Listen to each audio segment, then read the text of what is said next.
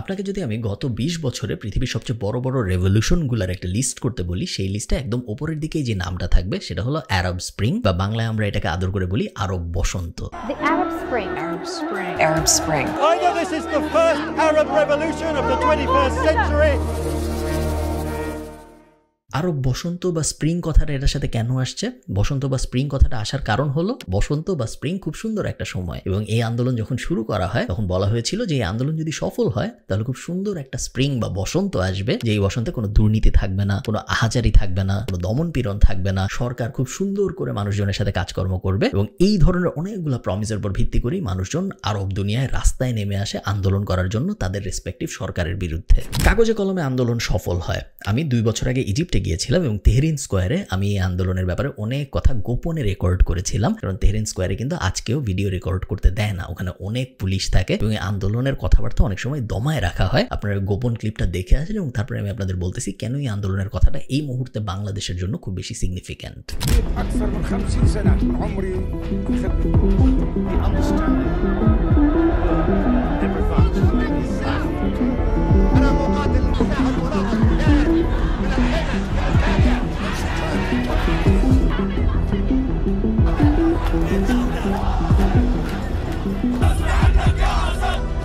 Protests that began 10 years ago in Tunisia. খুব ভয়ে ভয়ে রেকর্ডটা করতে হচ্ছে, কারণ এইখানে এই ব্যাপারটা করা পুরোপুরি আনঅফিসিয়ালি ইললিগাল। অফিসিয়ালি কেউ কিছু বলে না, বাট আনঅফিসিয়ালি আপনি যদি আমার পিছনে যে মনুমেন্টটা দেখতেছেন, আমি খুব কষ্ট করে টাঙ্গুল দিয়ে দেখাচ্ছি, ওই জিনিসের ভিডিও করেন তাহলে আপনাকে পুলিশ ধরে নিয়ে যেতে পারে, ক্যামেরা তো নিয়ে যাবে, আপনি অ্যারেস্ট হয়ে যেতে পারেন। এটার কারণ হলো 2010 সালে একটা ভয়ঙ্কর আন্দোলন হয়েছিল, আপনারা অনেকেই জানেন, যে আন্দোলনটাকে বলা হয় আরব বসন্ত বা আরব স্প্রিং ইংরেজিতে অনেকে বলে।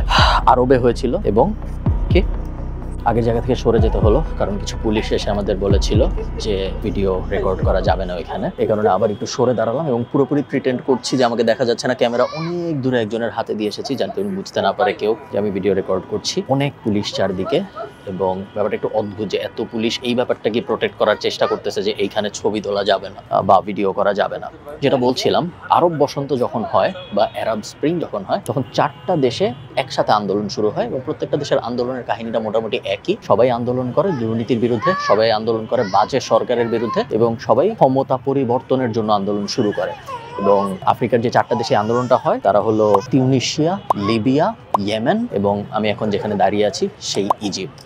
ইজিপ্টে এই আন্দোলনটা শুরু হয় যেখানে, ওই জায়গাটাই আমি এখন এক্স্যাক্টলি দাঁড়িয়ে আছি, জায়গাটার নাম হলো তাহরিন স্কোয়ার। আমি এখন যেখানে দাঁড়িয়েছি তার ঠিক একটু পিছনে, যেখানে আপনারা ওই মনুমেন্টটা দেখছেন, লম্বা মনুমেন্টটা, ওই লম্বা মনুমেন্টটার নিচে এবং তার চারদিকে একই দিনে 900-র মতো মানুষ অফিসিয়াল হিসাব মতোই মারা যায়, এবং আরো অসংখ্য মানুষ আহত হয়, অসংখ্য মানুষ গুম হয়, এবং অসংখ্য মানুষ অ্যারেস্ট হয়। আমি এখন যেখানে দাঁড়িয়ে আছি তার থেকে কয়েক কিলোমিটার দূরে আলেকজান্দ্রিয়া নামে একটা শহর আছে। শহরটা অনেক বিখ্যাত, কারণ আলেকজান্দ্রিয়া ব্যাপারটাও অনেক জনপ্রিয়। আলেকজান্দ্রিয়ায় পৃথিবীর সবচেয়ে বড় লাইব্রেরি ছিল, যেটা হারিয়ে গিয়েছে পানির নিচে। এরকম অনেক ধরনের লোকগাথা আছে এখনো। এই আলেকজান্দ্রিয়ায় একটা লোক ছিল, ওই লোকের নাম ছিল খালেদ।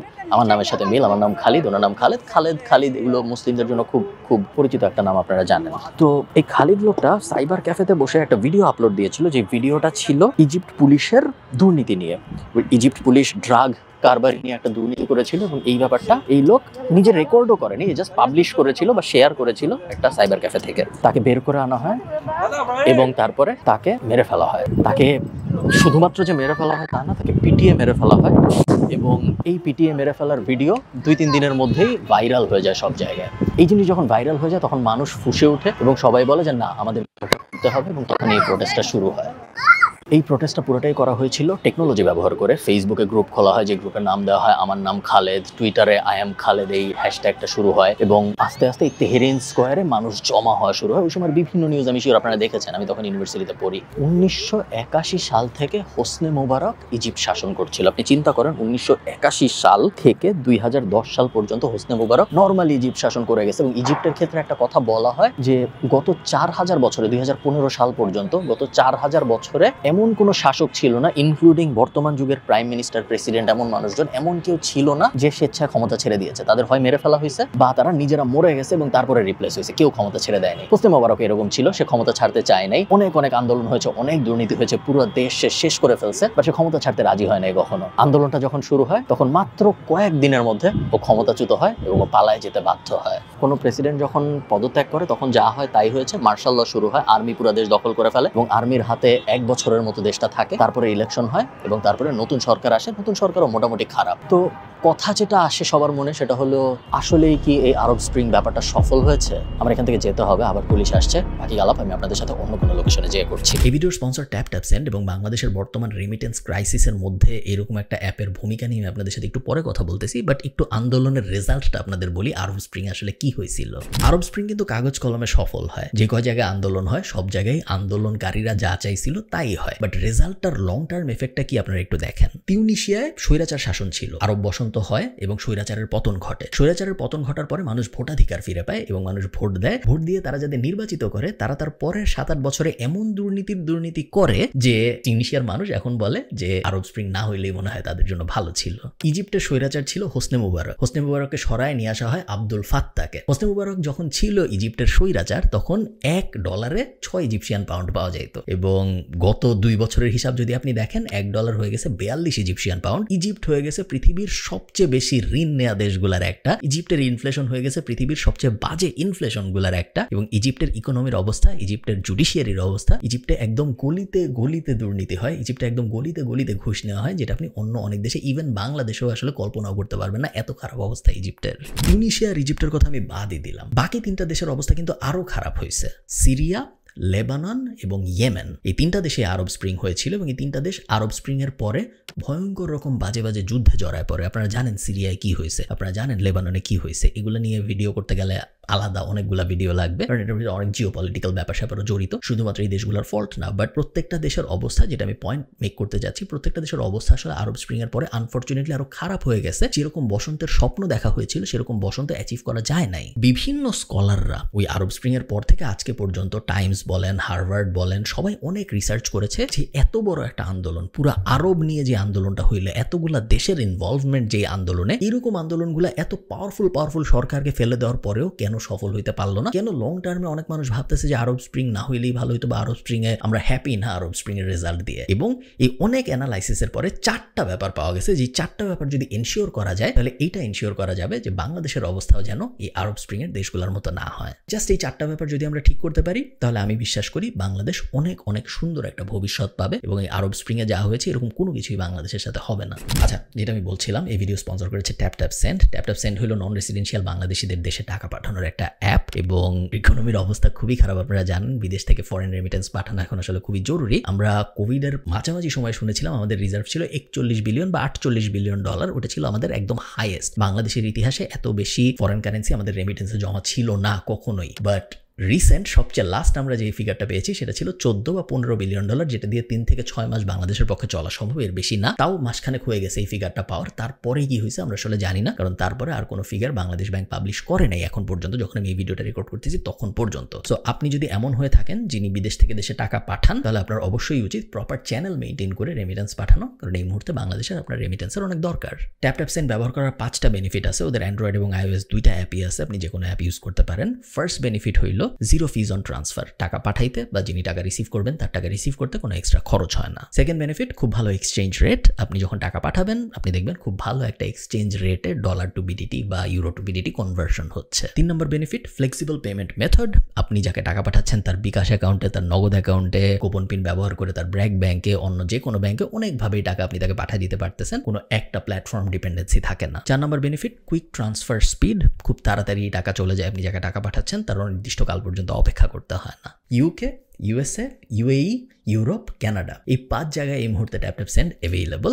আপনি যখন টাকা পাঠাচ্ছেন, আপনি যদি KF কুপনটা ইউজ করেন তাহলে আপনি 10 ক্রেডিট এক্সট্রা পাবেন। তো আপনি যদি $100 পাঠান তাহলে যিনি টাকা পাচ্ছেন তিনি অ্যাকচুয়ালি $110 সমপরিমাণ টাকা পাবেন। Same for euro, same for pound. But আপনি যদি দিরহাম পাঠান তাহলে 100 দিরহাম পাঠাইলে সে 125 দিরহাম পাবে, দিরহামের ক্ষেত্রে একটু বেশি পায়। সো আপনি যদি কুপনটা ইউজ করেন তাহলে ফরেন রেমিটেন্স আসলে একটু বেশি যাবে। সব বিস্তারিত ডেসক্রিপশনে বা কমেন্টে দেওয়া থাকবে। চলুন ভিডিওতে ফেরত যাওয়া যাক। প্রথম কাজ যেটা আমাদের অ্যাবসোলুটলি এনশিওর করতেই হবে, এবং এই কাজ না করলে কখনোই আমরা খুব সুন্দর একটা বাংলাদেশ পাবো না, যে বাংলাদেশের স্বপ্ন আমরা সবাই দেখি, সেটা হলো ফার্স্ট অ্যামেন্ডমেন্ট টাইপ একটা রীতি এস্টাবলিশ করা। দেখেন, আমেরিকা খুব বাজে একটা দেশ হইতে পারে, আমেরিকার অনেক সমস্যা থাকতে পারে, আমেরিকার অবস্থা আমাদের থেকেও খারাপ হইতে পারে, আমেরিকার ল অ্যান্ড অর্ডার অবস্থা আরও খারাপ হইতে পারে, সব আমেরিকা খুবই খারাপ দেশ হইতে পারে, আমেরিকাকে অনেকে পছন্দ করে না, আমি জানি, আমেরিকাকে আমি নিজেও খুব বেশি ভালোবাসি এরকম না, সব ঠিক আছে। হাউএভার আমেরিকার খুব সুন্দর একটা ব্যাপার আছে, যেই ব্যাপারটার জন্য আমেরিকা পুরা বিশ্বে অনেক বেশি সমাদৃত, সেটা হলো আমেরিকার ফার্স্ট অ্যামেন্ডমেন্ট রাইটস। 1971 সালে যখন আমাদের মুক্তিযুদ্ধ হয় তখন America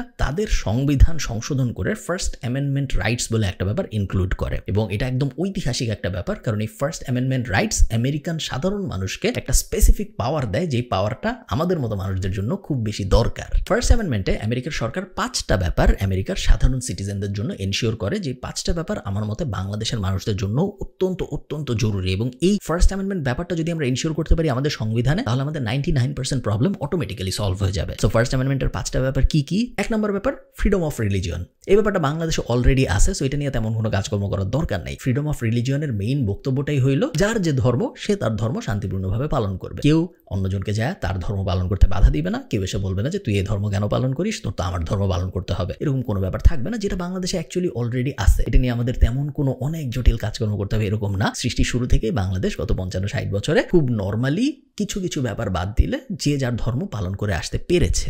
second, freedom of press. আপনারা জানেন প্রেসকে বা সাংবাদিকতা এই ব্যাপারটাকে অনেক সময় বলা হয় গণতন্ত্রের মূল স্তম্ভগুলার একটা। আমরা কেন যেন এটা ভাবি যে সাংবাদিকতাকে বা সাংবাদিকদের বা প্রেসকে যদি আমরা ফ্রিডম দেই তার মানে হইল সরকার অপরাধ করবে। সাংবাদিকতার যে সাংবাদিকদের যেহেতু ফ্রিডম আছে, তো সাংবাদিকরা এখন এই অপরাধগুলো খুঁজে খুঁজে বাইর করে রিপোর্ট বানায় জনগণকে দেখাবে যে দেখো তোমাদের সরকার কত খারাপ। ব্যাপারটা কিন্তু অ্যাকচুয়ালি ওইরকম না। আপনি যখন প্রেসকে ফ্রিডম দিবেন, প্রেসের যখন স্বাধীনতা থাকবে, তখন প্রেস পুলিশের ভিতরে দুর্নীতি আছে নাকি খুঁজে বের করবে, সরকারের ভিতরে দুর্নীতি আছে নাকি খুঁজে বের করবে, সাধারণ জনগণের ভিতরে দুর্নীতি আছে নাকি খুঁজে বের করবে, সরকারি অফিসে তো দুর্নীতি আছে নাকি খুঁজে বের করবে, বেসরকারি অফিসেও দুর্নীতি আছে নাকি খুঁজে বের করবে। প্রেস একটা পুলিশ টাইপের কাজকর্মই করে, এবং এই কারণেই প্রেসকে রাষ্ট্রযন্ত্রের খুব একটা অবিচ্ছেদ্য ইম্পর্টেন্ট অংশ হিসেবে ধরা হয়, এবং তাদের ফ্রিডমটা খুব বেশি জরুরি। এই যে ভুল ধরায় দেওয়ার ব্যাপারগুলা, প্রেস যখন ফ্রিডম নিয়ে কাজ করে এবং তারা যখন সরকারকে যায় ফর এক্সাম্পল বলে যে পাসপোর্ট অফিসে তো ঘুষ হচ্ছে, এই বলার ব্যাপারটা, এই ধরায় দেওয়ার ব্যাপারটা আসলে সরকারকেই হেল্প করে ওই ব্যাপারটা ফিক্স করায়, যাতে সরকারের উপরে জনগণ আরো হ্যাপি হয়। সো প্রেসকে আপনি যদি ফ্রিডম দেন, হ্যাঁ শর্ট টার্মে মনে হইতে পারে যে ও তো আমার এই দোষ দেয়, ও তো আমাকে নিয়ে খারাপ খারাপ কথা বলে, বাট লং টার্মে ও আসলে আপনাকে ভালোভাবে গভর্ন করতেই হেল্প করে, এবং এই কারণেই ফ্রিডম অফ প্রেস খুব খুব খুব বেশি জরুরি। Third, right two assemble. আমেরিকার এই ফার্স্ট অ্যামেন্ডমেন্ট রাইটে বলা হয়েছে যে আপনার যদি কোনো দাবি থাকে আপনি সেই দাবি পেশ করার জন্য অ্যাসেম্বল করতে পারেন, আপনার প্রোটেস্ট করার রাইট আছে, এবং এই দাবি যেই দাবি হোক ম্যাটার করে না। আপনারা জানেন, আপনারা অনেক সময় দেখছেন যে আমেরিকা ফ্ল্যাট আর্থ নিয়ে কনভেনশন হয়, যে দুনিয়া আসলে গোল না, দুনিয়া ফ্ল্যাট, এবং এই বিষয়ে যারা একমত তারা বিশাল হয়ে কনভেনশন করে, তারা অনেক সময় সরকারকে দাবি জানায় যে দুনিয়া গোল না, দুনিয়া ফ্ল্যাট, এটা মেনে নিতে হবে আপনাদের। তাদের উপর কিন্তু ধরপাকড় হয় না। এটা খুব আজব একটা ধারণা এটা, বা রিলিজিয়নের ক্ষেত্রে সায়েন্টোলজি একটা রিলিজিয়ন হিসেবে আমেরিকা চালায়, এগুলো সবই খুব আজব আজব এক্সাম্পল হইতে পারে। বাট ওই যে ফার্স্ট অ্যামেন্ডমেন্ট, আমেরিকার সরকার বলে না যে দূর তুই যা এখান থেকে, আমেরিকা বলে যে না, তোমার রাইট আছে অ্যাসেম্বল করার, তোমার রাইট আছে তোমার দাবি দেওয়া পেশ করার, দাবি দেওয়া যত আজগুবি হোক ম্যাটার করে না, তাও আমরা তোমার উপরে গুলি করবো না, তাও আমরা তোমার পুলিশ দিয়ে মারবো না, তাও আমরা তোমার উপরে মামলা দিব না, কারণ সবার রাইট আছে যার যার দাবি পেশ করার এবং অ্যাসেম্বল করার। অ্যামেন্ডমেন্টের 4 নম্বর ধারা যেটা, সেটা হলো right two petition. Right two petition মানে হলো অফিসিয়ালি বা ফর্মালি আপনি যদি সরকারের কোনো কাজে বা সরকারের কোনো এমপির কোনো কাজে যদি আপনি খুশি না হন, এবং আপনার যদি মনে হয় যে এর বিরুদ্ধে আপনার একটা ফর্মাল অ্যালিগেশন দিয়ে একে তার এমপি পদ থেকে সরায় ফেলা উচিত বা একে তার মন্ত্রী পদ থেকে সরায় ফেলা উচিত, আপনি সেটা করতে পারেন এই রাইট টু পিটিশন লটা দিয়ে। এবং fifth, the absolute most important part of First Amendment is freedom of speech. আমেরিকার মানুষ যে পরিমাণ ফ্রিডম অফ স্পিচ এনজয় করে, পৃথিবীর খুব কম দেশই আছে যেই দেশের মানুষ ওই একই রকম ফ্রিডম অফ স্পিচ এনজয় করতে পারে। আপনারা হয়তো বলবেন যে ইউরোপ কি ওরকম ফ্রিডম অফ স্পিচ এনজয় করে না? করে না, কিন্তু আপনি যদি জার্মানি যান আপনি নাৎসি পার্টির অত্যাচারের কথা অস্বীকার করতে পারবেন না ফর এক্সাম্পল। এরকম অনেক অনেক স্পেসিফিক ল টাইপ জিনিসপত্র আছে যেগুলো ইউরোপের বিভিন্ন রিজিয়নে আছে, ইউকের বিভিন্ন জায়গায় আছে। বাট আমেরিকা আমার জানা মতে একমাত্র দেশ যেখানে আপনি একই তালে ডোনাল্ড ট্রাম্প থেকে শুরু করে বারাক ওবামা থেকে শুরু করে রিলিজিয়াস বডিজ থেকে শুরু করে সাধারণ মানুষ থেকে শুরু করে যাকে যা ইচ্ছা বলতে পারেন, যার বিরুদ্ধে যা ইচ্ছা বলতে পারেন, কখনো কথা বলার জন্য আপনার এগেনস্টে পানিশমেন্ট আসে না, এবং এই ব্যাপারটা এনশিওর করে ফার্স্ট অ্যামেন্ডমেন্ট। আচ্ছা, শুধু ফার্স্ট অ্যামেন্ডমেন্ট ইমপ্লিমেন্ট করতে পারলেই যে সব সোনায় সোহাগা হয়ে যাবে এরকম না, আরও কিছু কিছু ব্যাপার আছে যে ব্যাপারগুলো ইমপ্লিমেন্ট করতে পারাটা আসলে খুব বেশি জরুরি যদি আমরা খুব সুন্দর একটা বাংলাদেশ চাই তার জন্য।